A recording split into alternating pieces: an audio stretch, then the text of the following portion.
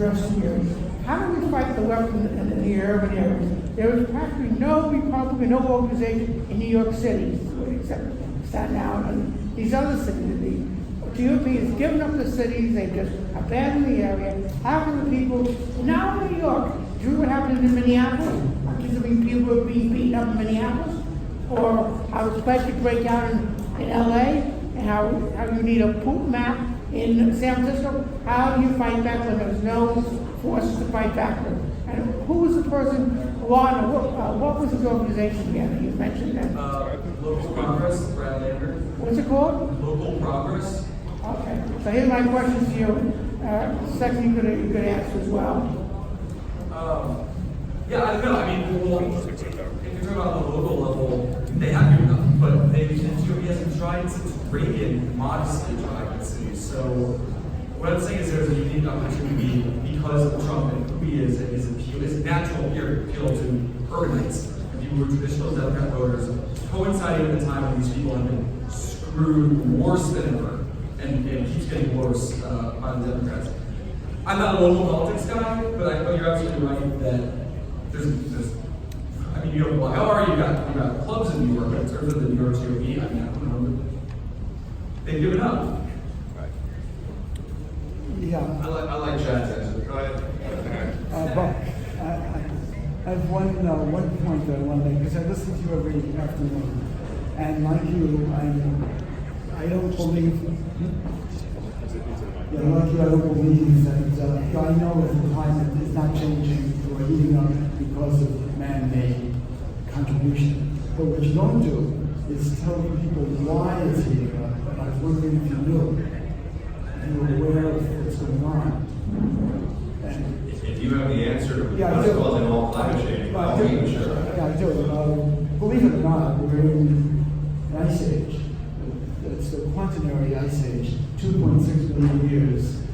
But within the glacial period, there's an interglacial period of 11,000 to 17,000 years, which we are now in. So all the ice that was created in the poles, our great-great-parents. I got you. Do you have a question for either of us, or do you have a... No, I only want to make that point. I never hear you tell why. Okay, I'll look at that. Thank you, sir.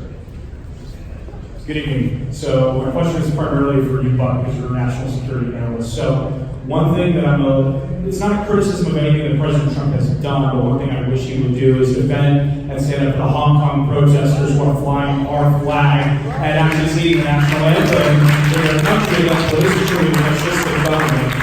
So here's what hypothetical I have. The worst case scenario that this ends in, sadly, is if China sends troops into Hong Kong, literally takes the city by force. Again, just the worst case scenario. Right. Would you support Hong Kong residents if they're trying to claim asylum as refugees in the United States of America? Because these people are very pro-American, they're pro-democracy people. I think they're better refugees to take in than, sadly, some of the ones in the Middle East that don't hold values that are to democracy. Just want to get your thoughts on that. Sure, Chad, you're also on. I would just say that I agree with you that President Trump has been too muted on the issue of the Hong Kong protests. I think there's the reason for that is because he views the future of the U.S. economy as very much linked, and therefore also his re-election is linked to the China trade dispute that is ongoing. People refer to it as a trade war. It's a pretty small trade war actually so far.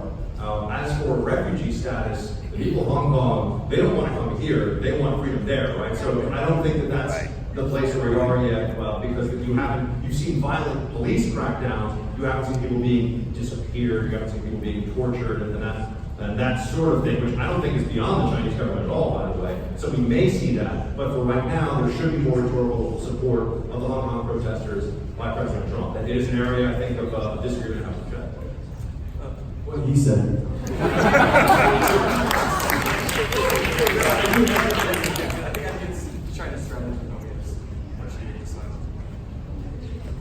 Okay, this question is for both of you or either of you. I think you both talked about Kavanaugh. And it strikes me that a year after his confirmation, we're suddenly seeing these attacks on him yet again. And my question is this just his former Yale classmates were bitter that he was confirmed, or does this portend something darker? So I didn't have time to get into all the massive holes in the most recent The Education of Brett Kavanaugh book.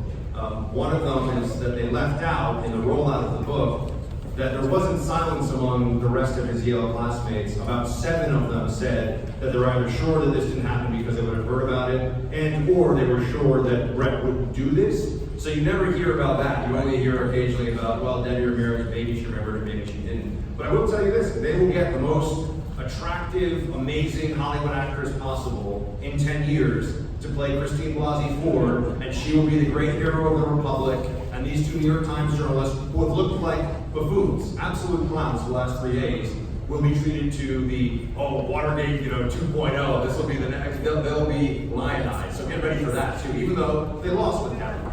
Right, yeah, these Times reporters are lying. I used to write for the Times, and every single word and every other touched had to go through me. I mean, I would call it like 11 o'clock at night and like, hi, Mr. Moore. You said the word historic here, but the building is actually not on the historic registry. It's just pretty old. Is it okay if we take it out? I mean, this was one thing I actually used to love about the Times. They were so meticulous. Right. So these journalists are saying, the editors deleted these lines without us knowing. They're lying. This was planned, absolutely. And you look at these interviews they're giving. These are not people who are defending their reputations who are telling the truth. They're smiling. They're trying to be manipulative with people they're interviewing. But yeah, I think who's going to play Dr. Blasey Ford? Whoever the big Hollywood actor said. Oh, what did she say? This is for Bob Sexton. We are in a war, and basically what I would like to hear is the parallels from Joseph Goebbels, who's Hitler's right-hand man. You were talking about Saul Alinsky rules for radicals, which was taken right out of the Goebbels playbook. So I want to hear your take on that situation, which is going on right now in this country, the Goebbels syndrome. I'll be honest with you, we should try to avoid Nazi parallels. That a lot. Look, I mean, there was a very good article today, and it's something I've been saying for a long time, that the notion of an objective press is very new in the American Republic. We've been fed this for my entire life, probably for some of your adult lifetimes as well. It is aberrant, it's not the norm. And once you understand that media outlets are both businesses and partisan propaganda machines, and it's really true at different levels across the board. I don't say that the right is objective and the left isn't. No, everyone has a point of view, everyone has a perspective. Once you approach it from that vantage point, I think you're much closer at getting to the truth. But no, I mean, you've got 90% of journalists are libs who don't think they're libs, which is pretty astonishing when you start looking at the numbers. Fantastic. Yeah, I was having dinner with some New York Times employees the other day, and they were anti-left people who thought they were totally neutral. And 5 minutes talking to them, I'm like, you are so biased, you are so liberal, you don't even know your own bias. And these institutions are so incredibly siloed, they don't even realize it. There's plenty of people you see, especially in the media on the left, who sort of see themselves as open-minded and above the fray.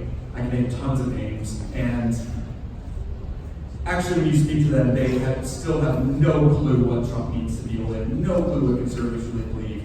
They're just against the crazies on the left, like any moral person would be. And these institutions these institutions. It's the soul of these places.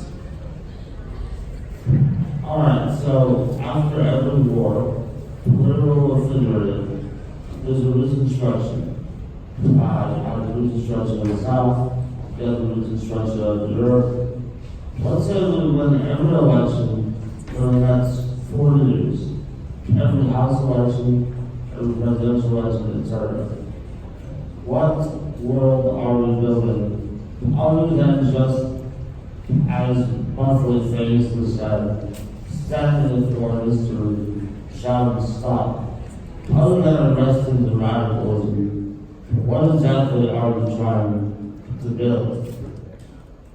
Well, one thing that we actually don't talk enough about, because we are so engaged in this war against the left, because they're so terrifying and everything we're saying, is we're not actually really shrinking government, are we? Which is supposed to be what it's about. Like, they've engaged us in this battle where it's so life and death, and we're so terrified of them. So that would be something to, you know, but once the radicals die down, will the Republican Party get more focused on that? Can we, like, I don't know, dismantle the Department of Education? Can we just start, like, taking things out? You know? I don't hear anyone talking about it, really. Yes, pretty much. I'll co-sign on that one for now. Does anyone else have a question?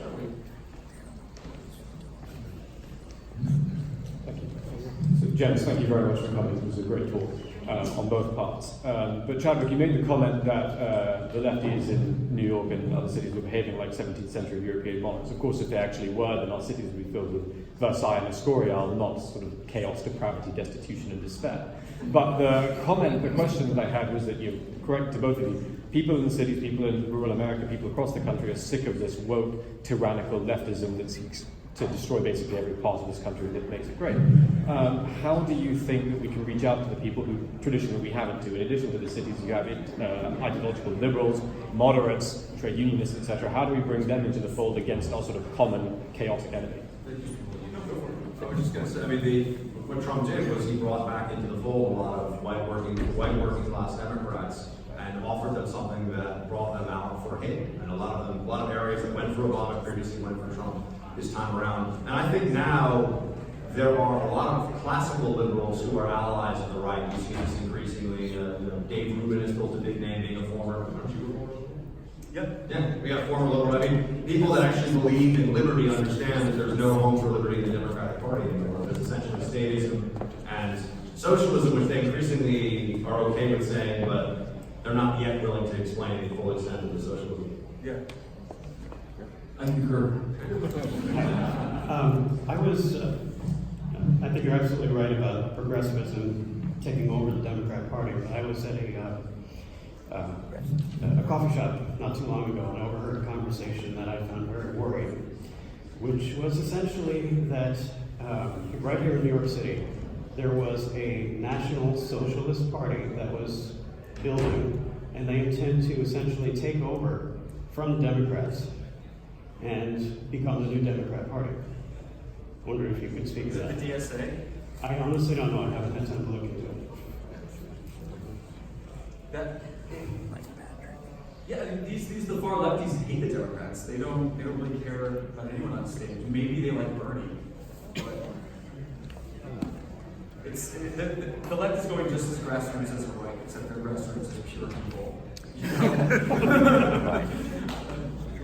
So, amongst young people today, there seems to be a welcoming, a desire for the empty promises of collectivism. There is such a hunger for socialistic principles among people that are actually well off.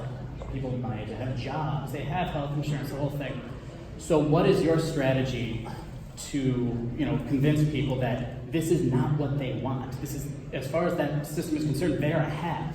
So, how do you convince somebody that this Santa Claus mentality is poor? There is more of an effort underway now than I think there ever has been before, because they had these polls that show that roughly half of millennials and what's it, Gen Z? Is that the one? Yeah, the one below millennials. About half of them prefer socialism to capitalism. A big part of that is trying to explain to them the difference between socialism and capitalism. So there's a lot of it is just a function of the educational component of it, which there are groups that are out there doing Turning Point and others that are trying to explain to young people. But I'm a believer in, one, the culture, if culture is made more accepting of conservatism for younger people, that would be really helpful. And the more they pay taxes, the more they realize that this isn't what they've been told.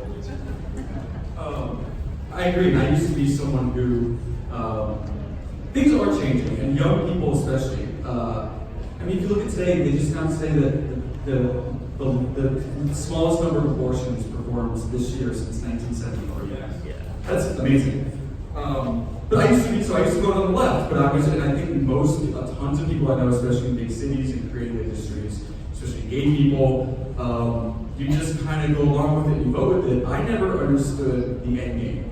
I bought into the rhetoric because they're masters of language, and equality and justice, and so many people just swallow that and you just vote Democrat because that's what you do if you're a certain type of person.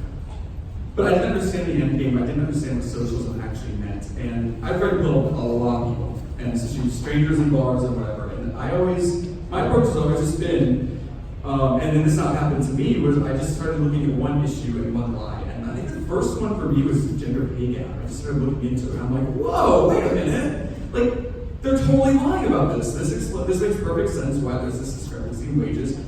And then you can just go through, this was a few years ago, just every single wedge issue and talking point of the left.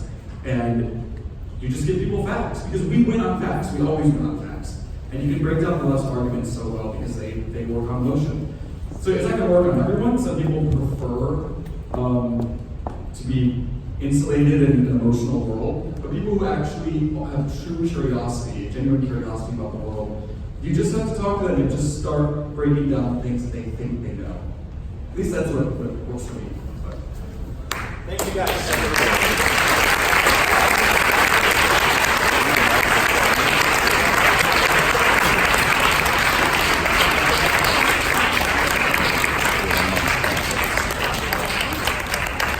Successful event. Thank you all for coming. Thank you. Just a few closing remarks. All dues-paying members is something new we're doing. Just to remind you, we have a resolution. If you have it, be a credit. We're going to do a quick voice vote on it. It is on against red flag laws that are being proposed nationally and in this country. And I also want to remind you, any dues-paying member can introduce a resolution on our website and will be voted on at general board meetings monthly.